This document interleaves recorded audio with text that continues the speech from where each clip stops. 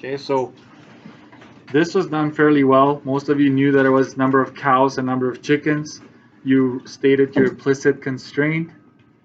I must say, I don't think I had to take off at all, but so well done.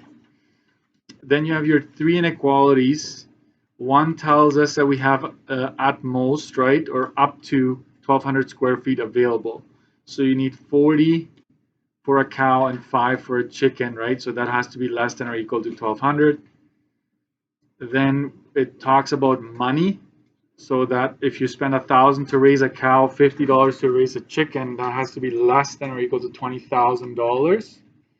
And it says that a farmer would like to raise at least 5 cows, so it has to be X is greater than. Some of you did Y, and you know it happens.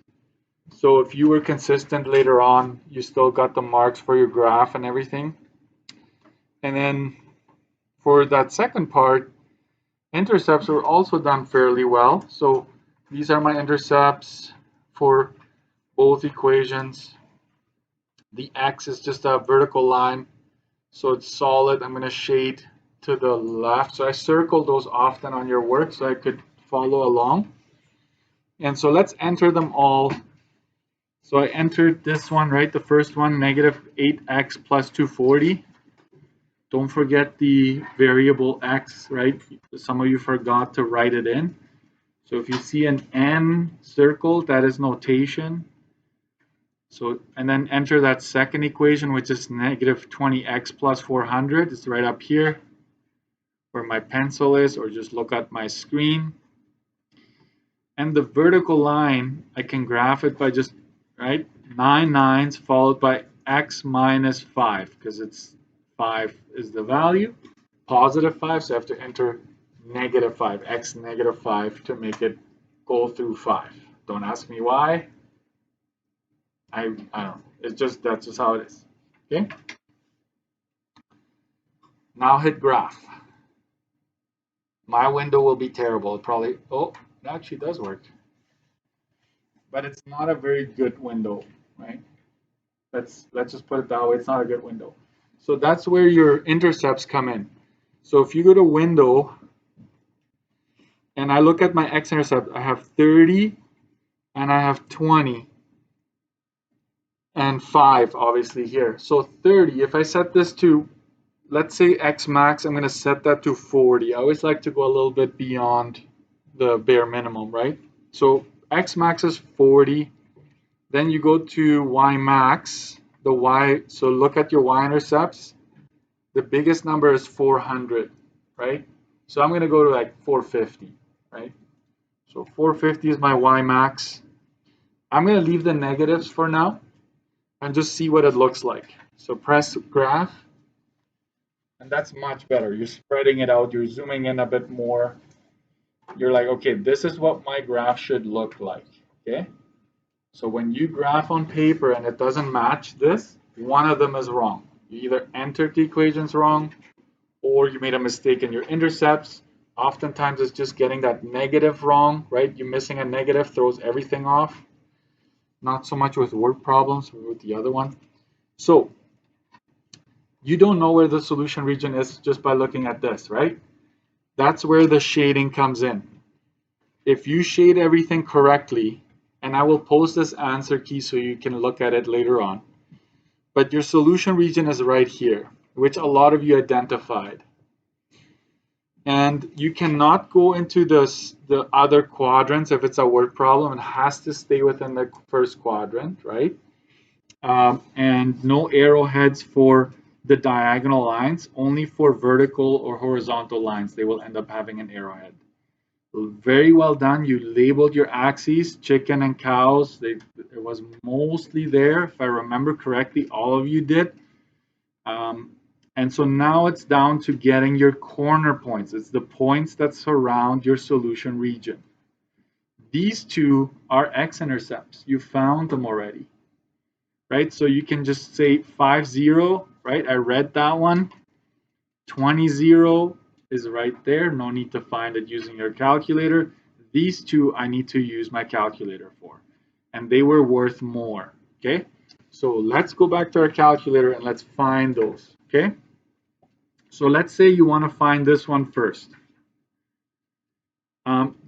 This calculator has a bit of an issue. So listen carefully what I'm about to say. I want the x-axis to be like up here somewhere, because as soon as I go second trace 5, it's going to block a lot of my graph. Okay, so let's go to window, and I think it's safe to say if you leave it at like -300 or something, or -200, it does the trick most of the time. You might have to change that depending on how big your values are for your y-intercepts. So -300 and then hit graph. So what you're doing is you're telling the calculator, I want to see more in the negatives, right? Just because then when you go second trace 5, it's here not blocking what you want to see. Does that make sense? Right? That's a bit frustrating. I haven't used these in like 2 years. So that's why I didn't think of that before when I give you the notes. So second trace 5. Then you have to it's always going to go default to y1, default, right? So you don't have to go sideways up and down, but I'm just showing you that's where I want to go, right? Does that make sense? I'm on y1, right? So I'm going to hit enter. Just hit enter, and it automatically jumps to the second line, which if you go sideways, you're on the wrong line, correct? Oops. If you're y2, you want to be on this line because you're trying to find the intersection between the vertical and this one. So just go arrow up. I'm going to go arrow up again until it says that now at the top I'm on the vertical line. You might not see the cursor on your screen. That is fine. You're basically just identifying the two lines that you want to find the intersection for. So I'm going to hit enter for the second curve. And when it says guess, I'm going to hit enter, always enter. It's just basically asking you, when do you want me to start? And I'm saying right now, okay? And look what you get. It's 5, 200. Don't worry about the 2 at the end here. It's irrelevant. 5, 200. And that's the one point of intersection right there. It's a round number. Perfect. Now let's find that second one here. Second trace 5 again. I'm on y1. I'm just going to scroll sideways a bit. That's the line I'm on. Perfect. That's one of the ones that is involved with this intersection. So you hit enter, and it automatically jumps to the other one that you're interested in because those two will meet here. Hit enter again. And guess, just enter, and there's the 13.33, 133.33. So that's this one here.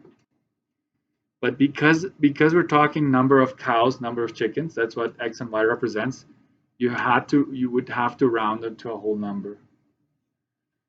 Okay, in this case, they round down to 13 and 133. Okay, so you got 1 mark for each of these ones because it's more work, and then you got half a mark for each of these that you could just read off of the screen. Does that make sense, what I just did there? Yeah, okay, so there's going to be a video. I'm going to call this one how to find POIs using your calculator or something like that.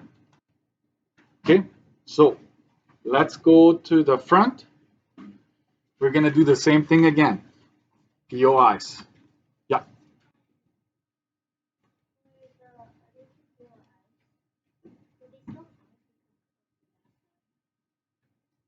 On the first page you're talking? Yes, there's still points of intersection. They may not be part of the solution, but there's still points of intersection. Yeah. If I asked you, are the POIs, like is this particular one part of the solution? If there's a dashed line involved, no. Yeah. Are we good? Front page, okay? Let me just go through this real quick. I think this was done well. Some of you just need to, maybe I gave you a handout with a whole bunch of these where you come up with the inequality. You might have to go back to that and practice. But if it's regular shading, you're shading the true region. So that means that it's below the line, right? And because it's dashed, I don't have the equal sign. You should have identified a slope of 3 over 1, and it's positive because it's going up from left to right. The intercept is just straight from the graph, folks, where it crosses the y-axis, -2. And so that's that. Don't forget the x, except for if it's your x, your xx, yes. But this one, don't forget that one. And here, reverse shading, right? The true region is above, right? Because it's reverse. This right? If you do reverse shading, you shade the false region. So this is where the true region is. It's always where the true region is. That's what this symbol is telling us. So it's above the line and it's solid. It's -4 over 3 because it's a 4, 3, 4, 3 slope. And it's an intercept of 5 because it goes through 5. Okay? Now, you know what? I always like to give credit where credit is due. You know that highlighted? When you divide by negative, you flip it. A lot of you caught that. So that was very, very good news to me because that means you listen every once in a while. So that's good. So let's go ahead and enter these. So when you rewrite, oh, I'm going to say this. Some of you, your graph did not match your intercepts or vice versa, right? So you need to make sure, okay, that your graph on paper matches that graph on your screen. If it doesn't, then go back and check, right? Most likely a sign, most likely it's going to be like this -3, a lot of you missed. Because, right, if x is equal to 0, it's -3y is equal to 9. So then you have to divide by negative, which gives you a negative intercept. So that actually you lose 1 full mark because it's a concept. It's not just like, oh, you forgot a 0, but you know who you are. A lot of you put $2,000 instead of $20,000. That happens. That I'm not too worried about. But the negative I am worried about. Okay, so let's enter these into our calculator. So let's clear whatever's there. I want everybody to do this, even if you think you're better than me, right? I got this. I don't need this, Mr. Dixon. Still, 2 over 3. I might show you some tricks, right? So 2 over 3x minus 3. Second one is -x minus 2. And then that last one, 1, 2, 3. 1, 2, 3. 1, 2, 3, right? And then it's x plus 9. Aha, right? X plus 9. Hit graph. Wait a minute. Is this a word problem, Mr. Dirksen? Not a word problem? So all 4 quadrants? Yes. Okay. So that changes things. So based on my intercepts, I'm not going too far from the origin, right? Watch what I'm going to do. I'm going to go zoom 6, because that's a standard zoom of -10, 10, -10, 10. That's a box, right? And there's my graph. And I actually can see all these intersections there. So now listen carefully. The x-axis and the y-axis, ignore them. When it's not a word problem, this is not a point of intersection. This is not a point of intersection. It's only the lines that are graphed that surround your solution region, okay? So say that with me, repeat with me. I will not include the x and the y-axis from now on when it's not a word problem, right? Something like that. All right, so let's find this one up here. Second trace 5. And I know I'm going to have a problem here. I see it, but right now this doesn't bother me to find this up here. So I'm just going to scroll sideways. Nope, I don't want that one. So I'm going to jump, arrow up until it's here. Always look at the coordinates. Sometimes it's off the screen. Just look at what happens when you go sideways, like which way you're going. So I'm going to go kind of closer, not that you need to, but that's the one I want. I'm on Y2, I hit enter, and it goes to Y3, which I know is this one. So don't worry about finding the cursor. It is on Y3. It's telling you. So just hit enter. And guess you hit enter again. Negative 97 is the one you were interested in, which is right here. Okay. It's negative 97. Now, let's go find a different one. Let's find this one over here.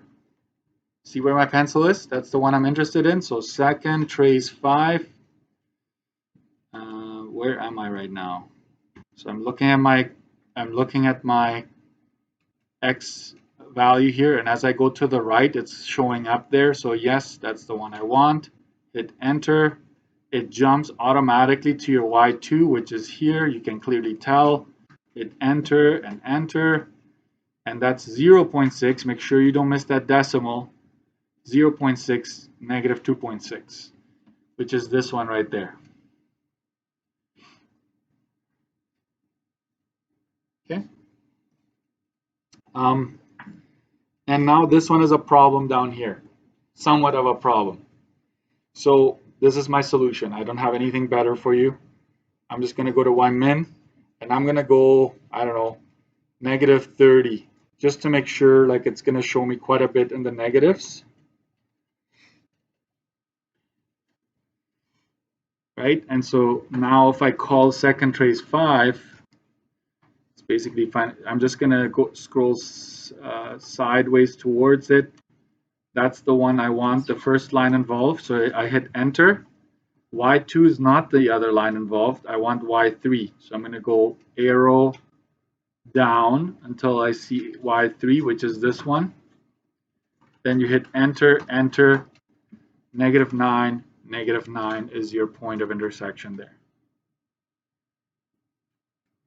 Does that make sense? If it doesn't, we can still work with it. Hopefully, if you write ACs and whatnot, we'll go over it and you'll practice. But do not involve the x-axis, right? Don't do these ones here because they're not. Or some of you might have even used these two here, because I think if you zoom into that, I'm going to zoom into that because there might be two there that some of you were seeing. So I'm going to zoom in. And I think, yeah, so these two also do not count when it's a non-contextual situation. Say what, Mr. Dixon? When there's no word problem attached, okay? So if there's no word problem attached, don't worry about the X and the Y axis. They're not involved, okay? All right. And last but not least, telling me whether or not a point is a solution, you have to show work. You have to plug it into all three inequalities, and they all ended up being true. Some of you told me that negative 13 is not smaller than 9 for some reason. I know it happens. It happens. I make mistakes all the time in answer key. And so, you know what life taught me? If you make a lot of mistakes, just get a bigger eraser, right? Just buy a bigger eraser and then you're fine. Learn from your mistakes, all right?